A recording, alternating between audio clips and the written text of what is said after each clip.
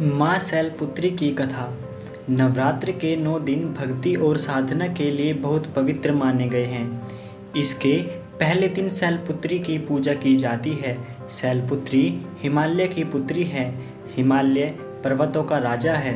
वह अडिग है, उसे कोई हिला नहीं सकता।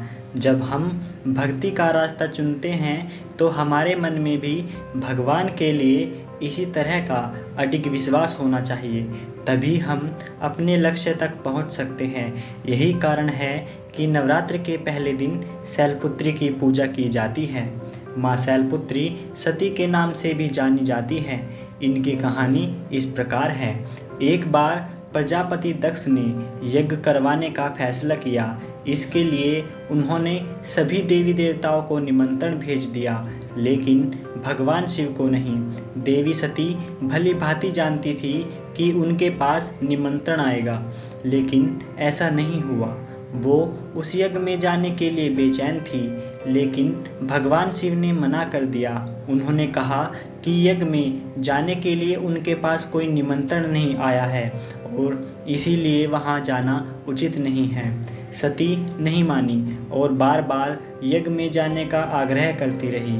सती के ना मानने की वजह से शिव को उनकी बात माननी पड़ी और अनुमति दे दी। सती जब अपने पिता प्रजापति दक्ष के यहाँ पहुँची तो देखा कि कोई भी उनसे आदर और प्रेम के साथ बातचीत नहीं कर रहा है। सारे लोग मुंह फेरे हुए हैं और सिर्फ उनकी माता ने स्नेह से उन्हें गले लगाया। उनकी बाकी बहनें उनका उपहास उड़ा रही थी और सती के पति भगवान शिव को भी तिरस्कृत कर रही थी। स्वयं दक्ष ने भी अपमान करने का मौका ना छोड़ा।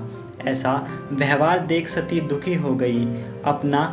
अपने पति का अपमान उनसे सहन न हुआ और फिर अगले ही पल उन्होंने वो कदम उठाया जिसकी कल्पना स्वयं दक्ष ने भी नहीं की होगी। सती ने उसी यज्ञ की अग्नि में खुद को स्वाह कर अपने प्राण त्याग दिए। भगवान शिव को जैसे ही इसके बारे में पता चला, वो दुखी हो गए। दुख और गुस्से की ज्वाला में जलते हुए शिव ने उस यज्ञ को ध्वस्त कर दिया।